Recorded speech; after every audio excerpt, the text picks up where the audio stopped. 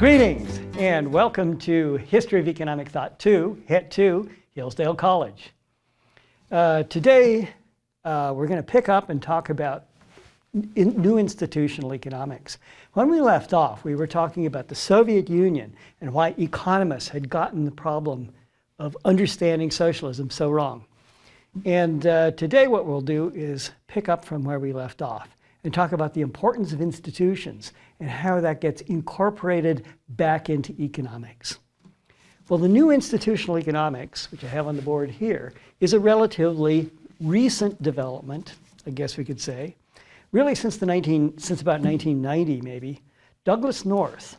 Douglas North was an economist that earned his Nobel Prize in about 1991, but he lived 1920 to 2015. Let's go ahead and write that down. Douglas North, and yes, he uses two S's, named after Frederick Douglass, and he lived 1920 to 2015, and 1990 he published a work, Institutions, Institutional Change, and Economic Performance. And in some respects, that really kicks off the recognition of the importance of institutions and the new institutional economics. Keep in mind that at the same time, the Soviet bloc was collapsing, Soviet Union was breaking up, and this becomes something that becomes very obvious to economists that this is important. The Institute for the Study of the New Institutional Economics was founded in 1997 by Ronald Coase, Oliver Williamson, and Douglas North. All three of them, of course, ending up with Nobel Prizes for their work. Well, what's all this about? What are institutions? And institutions are the rules of the game. Institutions, in this sense, we could say are the formal and the informal rules.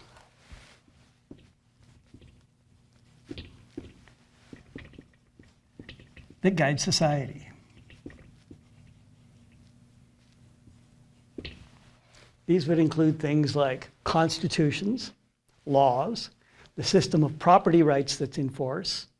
Those would be the formal institutions, but there are also the informal institutions. Those would be things like customs, habits, traditions, cultures, different kinds of behavior, and property rights fit in there as well, because we have the de jure and the de facto property rights. Well, institutions matter for economics. That's one of the first conclusions of new institutional economics. But that's nothing that's new. What the new institutional economics adds is something else. And that is that standard marginal economic theory, marginalist theory, can explain the formation and the evolution of institutions. So in that way, it differs from, for example, the German historical school. German historical school believed in institutions as being important, but seemed to think that each one was just a set of given, exogenously given rules that had to be studied separately. Of course, the question is this really new? And in some respects, maybe not. If you'll recall from Adam Smith, when I gave the Smith lecture, I referred to the way that Smith seemed to conceive of the institutional framework. And Smith thought of institutions, including civic culture, as being the foundation, the bedrock of a society. That would in turn determine the kinds of contractual relations, or what Smith called the extent of the market, that could be supported. And on top of that, that tells us what kinds of market relationships, in fact, what kind of market activity and technology we can sustain.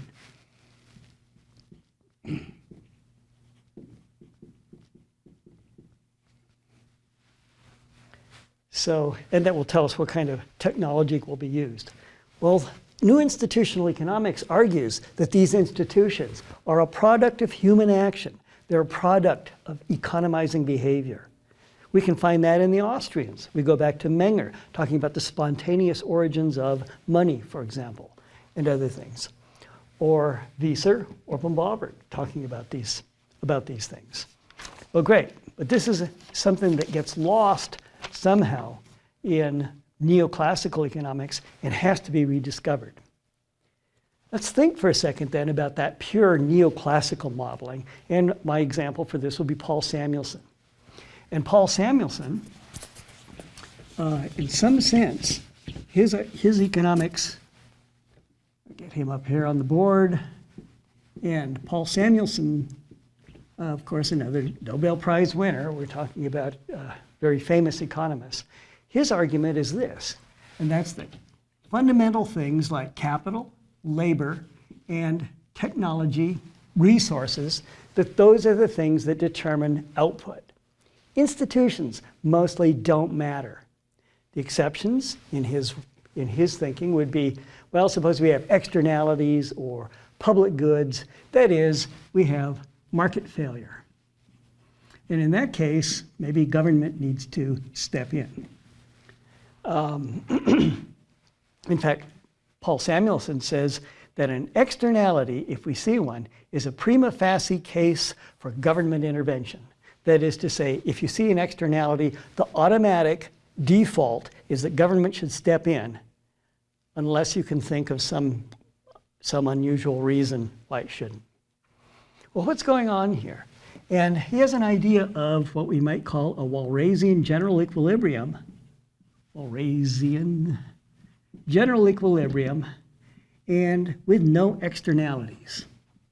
And if there are externalities, why, it is then market failure. So the idea that he has is that there is no barrier to exchanges, except in cases of externalities or monopolies. And these are then thought of as being structural problems. Structural problem means, well, somebody has a monopoly, they have market power, there are public goods, and entrepreneurs can't capture the benefits of those. Externalities, uncertainty and asymmetric information. And every one of those is a problem calling for government intervention. Other than that, institutions are unimportant in this very hard neoclassical world.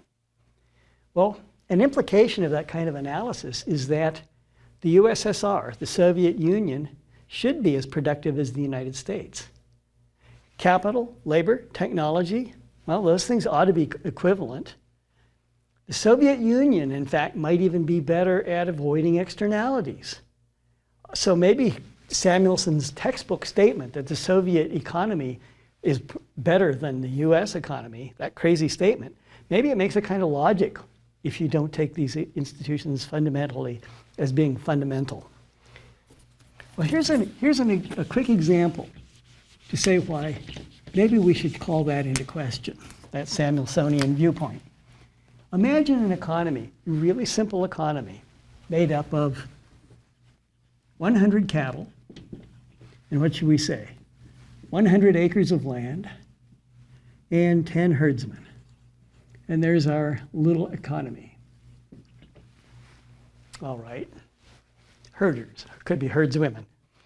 Well, in a strict neoclassical framework, that's enough to tell you what the output would be. We know what the fundamental, we know what the labor is, and we know what the inputs, what the capital goods are. Great, we have those. We should be able to predict exactly what the output is. On the other hand, from the standpoint of new institutional economics, we might ask this question. What are the property rights? Suppose for a moment that the cattle and the land are both private and divided up among them. Well, that would give us one result. But suppose instead that the cattle are private and the land is open access. What do we expect then? We expect the tragedy of the commons and overgrazing. Suppose instead that the cattle are open access. Suppose that they are unowned, but the land is private. Then what do we expect? Different behavior. We would expect people maybe trying to attract the cattle onto their land, or maybe hunting them. They're wild animals. Or suppose instead both are open access. Then what do we get? Well, we'd see roundups, hunting, something like this. Well, the property rights matter. It changes very much how people will behave. But property rights are largely omitted from mainstream economics between 1930 and 1970. Here is the story of how that changes. It's the development of new institutional economics and some other things. We'll begin with the work of A.C. Pigou, Alfred Pegu. So let's clear the board. And if you recall, Pigou was Marshall's successor at Cambridge University. He was a famous economist in his own right. A.C. Pigou, he lived from, 1877, 1959.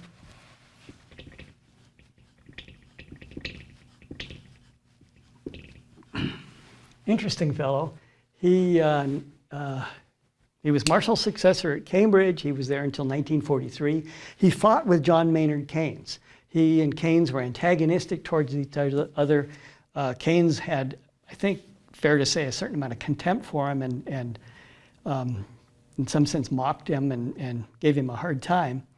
Pigou was a hiker and a mountaineer and attempted to get Hayek to go hiking with him. I'm not sure that they ever did. There was some rumor later that Pigou was a Soviet agent by that time and was trying to find out what Hayek knew about the effort in World War II. It's a story that there may or may not be anything to it, but Hayek was a bit suspicious of him. But most important for our story is he was a developer of the theory of externalities. And so how do we think of externalities, and where does this idea come from? Well, externalities originate this doctrine, or this idea, come from his two books, Wealth and Welfare in 1912. 1912, Wealth and Welfare. And then in 1920, Economics of Welfare.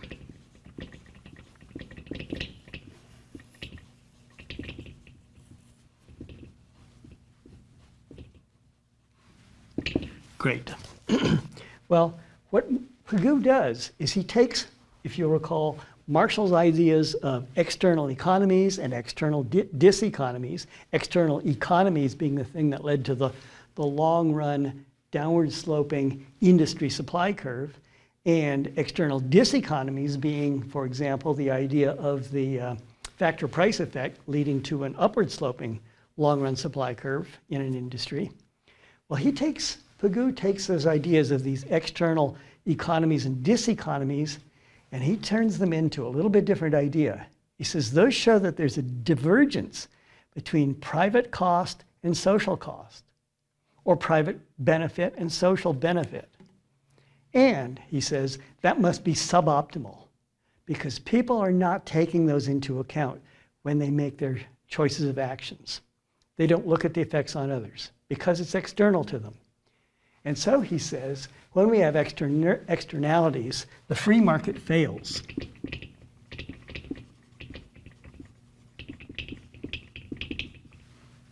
With externalities. And government intervention can correct the externalities.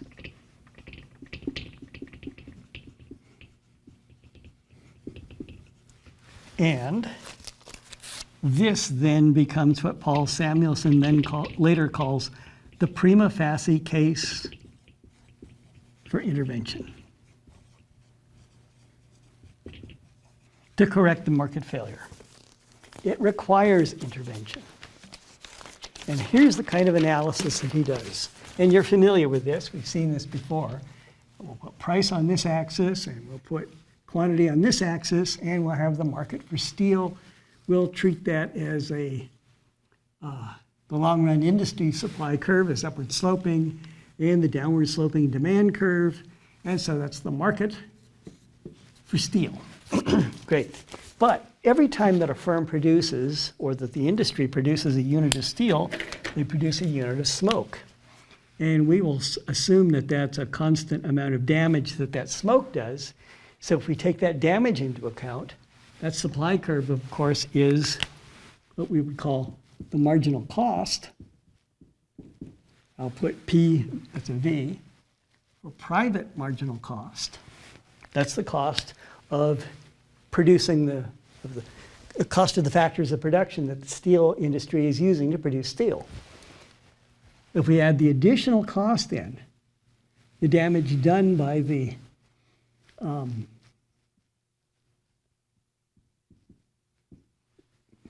we've added here the amount of the damage to that, and that gives us social marginal cost, the social cost versus the private cost. Well, says Pigou, necessarily that means that the market supply will be overproduction. We're producing this amount right here on the market, and yet we're producing those last units cost more to produce than they were worth. And so that is a mistake. That's an error. The firms have ignored the external costs they've overproduced, and we are at a suboptimal position. Where we would like to be, says Pigou, is at a place like this. We'll call that Q optimal. And at that point, even taking the damage into account, we see that the value of the steel produced is worth it. And so that's where we want to be. And how do we get there? Pigou suggests, first of all, one possibility is Pigovian taxes or subsidies. In the case of that's a negative externality. If it were a positive externality, you'd want subsidies, he says. What other things does he propose? Well, we could also have liability laws. Make the steel companies liable for the damage that the smoke causes. Or another possibility would simply be regulations or injunctions. Regulations saying you can only produce so much, you can't produce more than that. So regulation. We got the right letters, let's keep them in the correct order now. Or court injunctions, forbidding. An injunction, of course, would be forbidding the steel company from producing steel or from producing too much or something. Bans, restrictions, things like this. And Pigou gives numerous examples in his books of these kinds of problems. He talks about pollution, he talks about crowding from roads, he talks about sparks that are from railroads that cause fires, damage, things like this. But the idea is we need to make firms internalize the externality. That is, take it into account, maybe by putting on a tax of that amount on each unit of steel. That would be a Pigovian tax. Great. Now, how do you go about this? Pigou treats this question. How about having the people vote on it? A democratic solution. And Pigou says, look, government will be responsive to the will of the people. He's already lost me. Well, Pigou says, government will be responsive to the will of the people if they can vote. But remember, first of all, politicians are not chosen as regulators, not usually. They're chosen for other reasons. And politicians rarely will actually have knowledge of the industries that need to be fixed. Politicians would have to know about the steel industry and all the other industries and what damage they might be inflicting. Another thing to remember is that membership of political bodies fluctuates. It keeps changing. New members of Congress or Parliament coming in every time there's an election. So you don't get consistency. And there's undesirable electoral pressure, all kinds of pressure groups pushing their personal agendas. And so, says Pigou, political allocation is not going to work to solve this problem. It won't work well. So what is the solution? And Pigou suggests the following. He says, in order to get these things into place, what we need is bureaucratic regulation. We'll put that right here.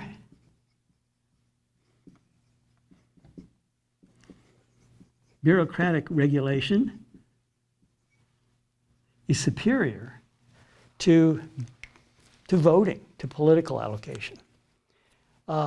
He argues that we should have regulatory commissions, regulatory boards, panels of experts, and these experts will be chosen for their ability and for their knowledge. They'll be given long-term appointments, and they will be impervious to voters and political pressure. That way, they can simply choose on the basis of the industry and the wise, the social cost, rather than some sort of pressures. He thinks that they will fix the market. Now, as long as they're equipped with blackboard models like this one, and they have these kinds of tools that they can employ, why they should be able to solve the problem. And he gives us an example of this. His ideal is in the United States, the Interstate Commerce Commission, a regulatory body which is set up by the progressives. Note that this proposal that he has for bureaucratic regulation and putting bureaucrats in charge of regulating the economy comes at the time of the rise of progressivism. Well, this whole story is then mathematically formalized by Paul Samuelson. Some people attack it. So Frank Knight, for example, at the University of Chicago, attacks this kind of analysis. Lionel Robbins at the London School of Economics goes after it. But generally speaking, the profession accepts these notes, these ideas. Now, a couple of things to think about here that are quite important to understand this. If we, let's say, have a Pigovian tax, the Pigovian tax would be the amount of the damage. So I'll change color and we'll make it that nice purple color. Great. That's the amount of tax to put on, so that now the private marginal cost plus the tax will be equal to the social marginal cost. Great. That tax need not be paid to the damaged parties. The idea is simply to get the correct allocation so we're not overproducing steel. We don't want those last units produced because they are not worth what it costs. And Pigou puts it this way. He says, I am abstracting from distributional issues. I'm considering only allocation. The question is, are resources allocated efficiently? And here, resources are being allocated to activities that are not worth as much as they cost. So that's a mistake. We want them to be allocated so that we only get that much production. That way we've taken the damage into account. The damage that is being done, we don't have to pay that to the people who are damaged. That's a distributional issue. As long as the marginal benefit equals the marginal cost, I'm satisfied. That's what Pigou says. Distribution is ethics. Distribution is justice. Distribution is fairness. We are economists. We care about allocation. Let the non-economists worry about those issues. Okay? Economics, allocation, moral philosophy, distribution of property rights and damages. Great. So now that you understand that, we'll be ready to tackle what comes next. That could have been the end of the story right there, because most of the profession accepts this. Problem is, for Pigou, that a graduate student at the London School of Economics asked a stupid question. If markets are so great at allocation, we think, most of the time, why do firms exist? Why not just organize every single transaction on the basis of a market? Just have everybody on a spot market. We'll just pay that way. And the answer to that question is, well, organizing things on markets is costly. Engaging in contracting is costly. Making deals is costly. Using the market is costly. Now let's get that up here, because this is an important point.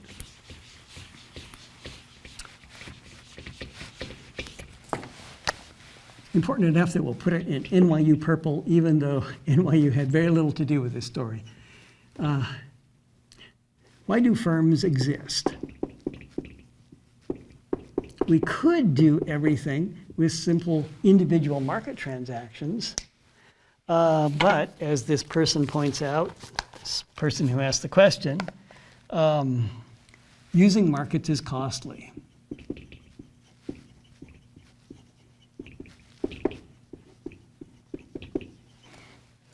And why is that? Well, you have to find trading partners. who are you supposed to trade with, or who is responsible? And what are the products and services that you can trade? And as it turns out, what are the property rights to be exchanged? Then there's the process of bargaining and negotiating. And then finally, enforcing the deal. All of that's costly.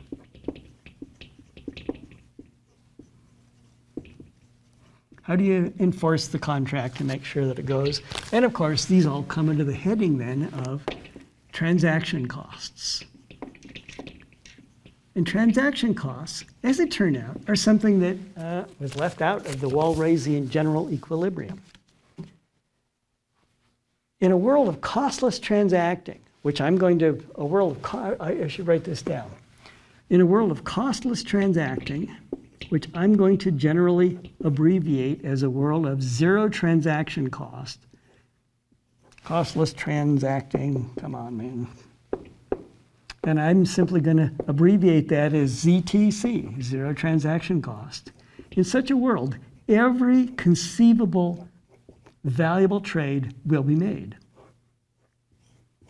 It's costless to make deals, so you'd make every single one.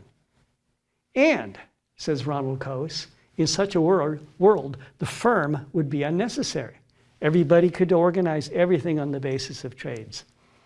But in a world of positive costs of transacting, positive transaction costs, firms can reduce these costs. They can be a way of reducing these.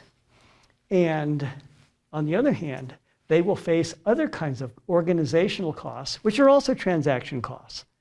And so there will be a balance between those things that has to be struck. But transaction costs are central to the story and have to be taken into account. And of course, the person who develops this analysis is Ronald Coase. And Coase, the graduate student who asked the supposedly foolish question, we'll get him up on the board, Ronald Coase. And he lived from, I believe, 1910, is that right? 29th of December, 1910, until the 2nd of September, 2013. And he was associated with first the London School of Economics, the University of Chicago, and also University of Virginia. Well, his entire work becomes the analysis of transaction cost. This becomes a standard London School of Economics doctrine. It's partly coming from the Austrians, but it's also native born. It comes from people like Duncan Black, Arnold Plant, Lionel Robbins, George Thirlby, but especially from Ronald Coase. In 1937, he publishes a paper, The Nature of the Firm, where he answers the question, why do firms exist? But for our purposes, what we're interested in is his 1960 paper, The Problem of Social Cost.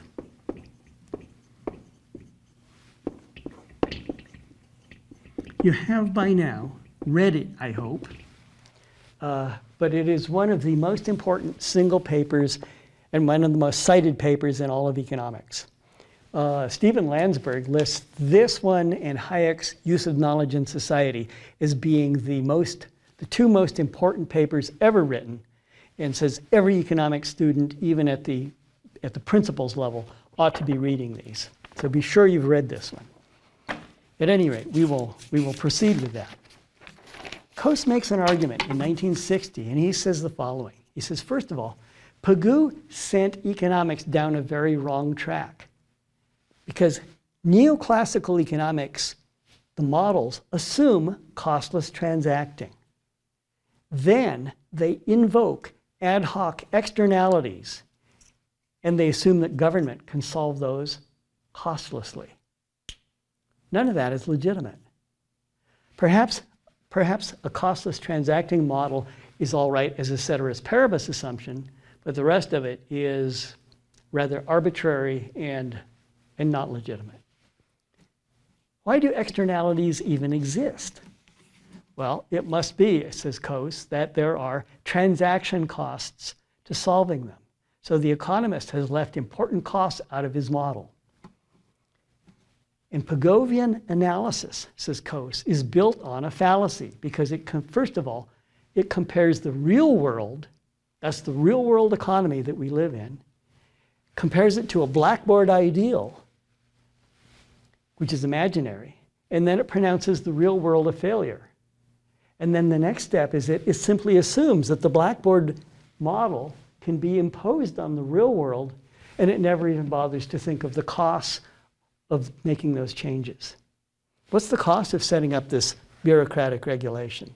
If we need that much tax, and that's, I don't know, $10 a ton, and the bureaucrat, and we've got, I don't know, 100 tons, so we're going to collect if we want to get here, so that would be $10 times 100, sounds like $1,000 to me, and the bureaucracy that we set up costs $20,000 to hire this bureaucrat, $200,000 to hire the bureaucrat. You've got to consider the cost of change, says Coase. You've got to compare the real world alternatives, not the blackboard hypothetical. Harold Demsetz, another great economist, he lived 1930 to 2019, following in this tradition. We'll get him up here. He was from UCLA.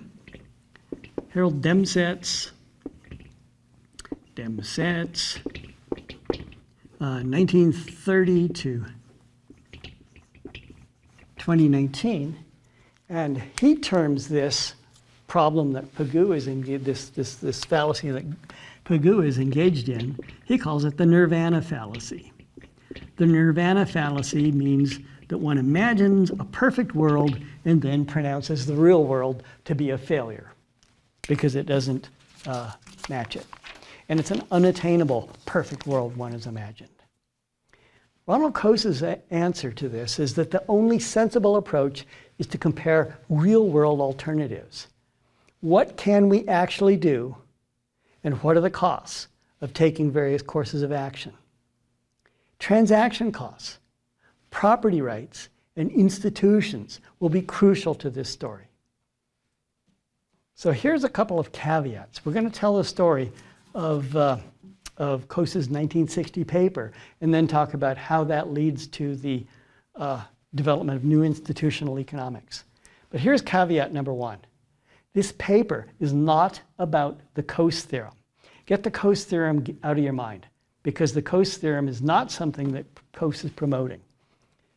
The paper is not about how the market solves all externalities if transaction costs are low.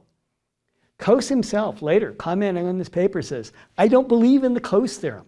My paper is about the real world of costly transacting, where it may be difficult to solve problems. There's a second claim that maybe we should, a caveat that we should address before we continue. And that's that some people from the Mises Institute, the Ludwig von Mises Institute, have made the claim that Coase says property rights don't matter. And that's false. Recall that Pigou said, I abstract from distributional issues and I only consider allocation. Are resources used efficiently? So when Coase writes his paper as a rebuttal to Pigou, Coase's point is, all right, I will grant that for the sake of argument. We're only focusing on allocation. Well, here's what Coase is able to show.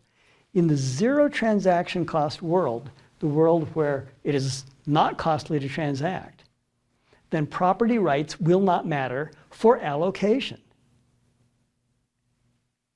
But if we're in the positive transaction cost world, the world of costly transacting, then the distribution of property rights, of course, does matter for allocation. This is a 45-page paper. Only in the first 15 pages does Coase talk about the world of costless transacting. And so those two confusions, the two things that I have to give caveats about, suggest to me that people only read the first 1/3 of the paper and stop. And yet that's just the introduction. That's not the meat of the paper. And so we're going to tackle the meat of the paper. Well, here's Coase's argument in a nutshell. In a world of costless transacting, externalities will not exist. Pigu's solution is unnecessary. That's the first 15 pages. That's the study of the neoclassical blackboard economy. But pages 15 through 44, that's the world of costly transacting, our world that we live in. And there, Pigu's solution is wrong. And it's perhaps harmful. And property rights and institutions are fundamental. They matter a great deal. So let's have a guide, a quick guide to the first 15 pages. Great. Well, again, we've got, just to recap, we have the idea here that Pigou invents the externality. He claims the externality is a market failure. It's a problem of capitalism. And the government, of course, can intervene and fix things. Great. Well, Coase says, let's go ahead and accept Pigu's challenge and see if it holds up. And he has an example, the farmer and the rancher. The farmer has crops growing in the field, and the rancher has cattle, and the cattle stray into the farmland, and they damage the crop. There's an externality, there's damage. Who's responsible? Is it the rancher? Well, obviously his cattle got on the crop, so I suppose, well, what state are we in? In Montana, Montana's an open range state. If you don't want, it's your responsibility. You don't want cattle coming on, cattle roam.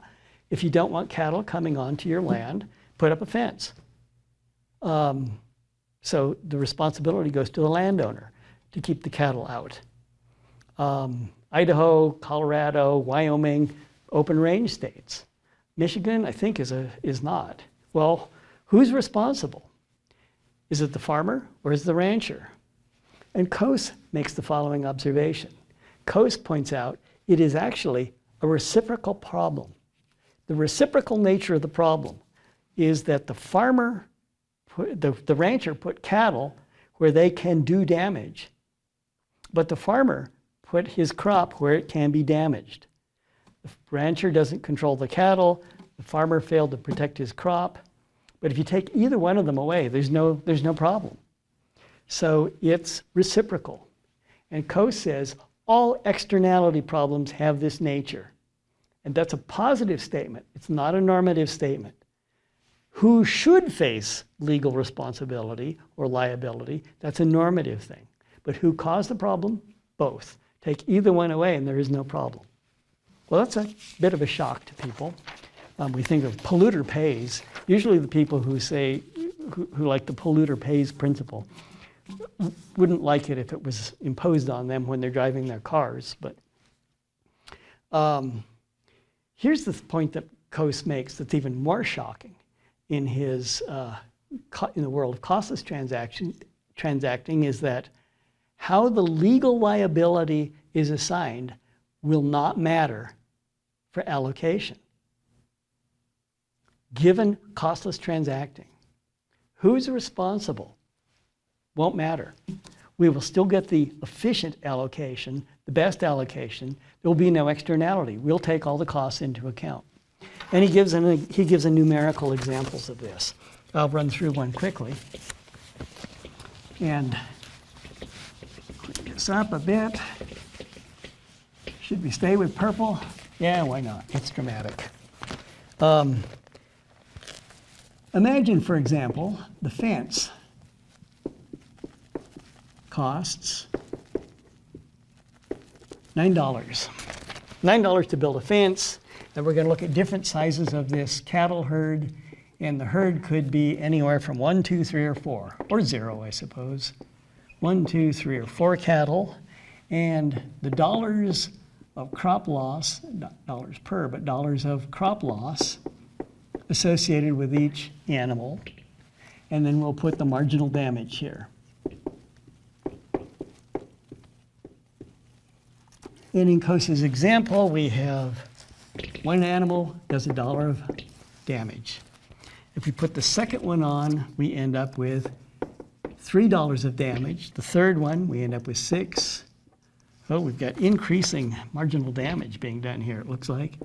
$10, and here we have, should be 1, 2, 3, and 4. Every one of those is, of course, dollars. Increasing marginal damage from putting those cattle on there.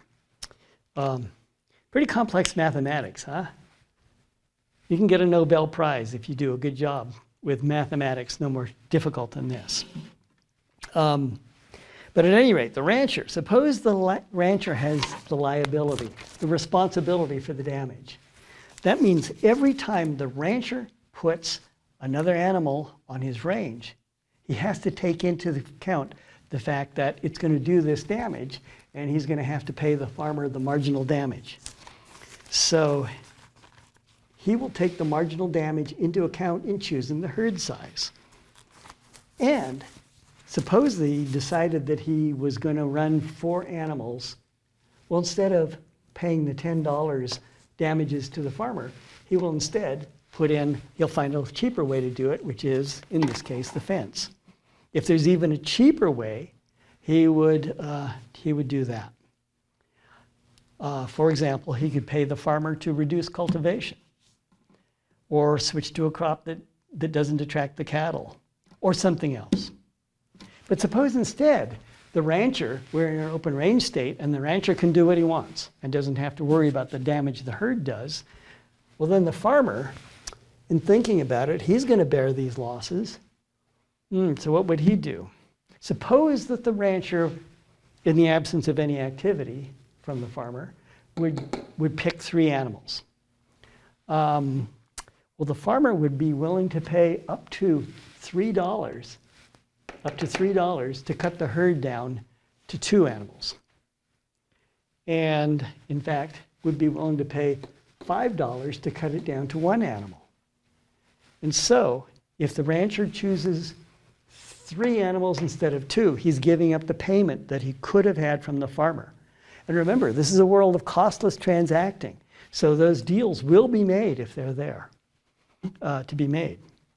So the rancher will take the damage into account in choosing his herd size.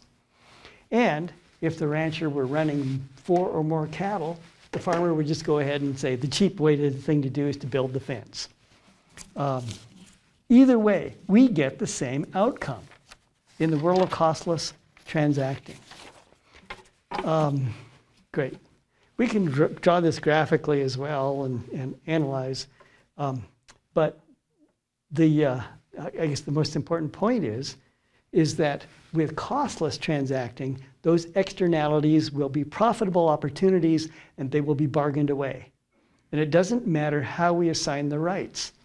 The resource allocation is going to be the same, and it will be efficient. The assignment of rights does matter for the distribution, that is, who bears the costs and who gets the benefits. The rancher would certainly like to be receiving a payment from the farmer, while the farmer would like to be receiving the payment from the rancher. But we still get the same efficient allocation. Now, again, some people have said that Coase says property rights don't matter. He does not say that. He says they don't matter in a world of costless transacting for the ultimate allocation. It will be efficient.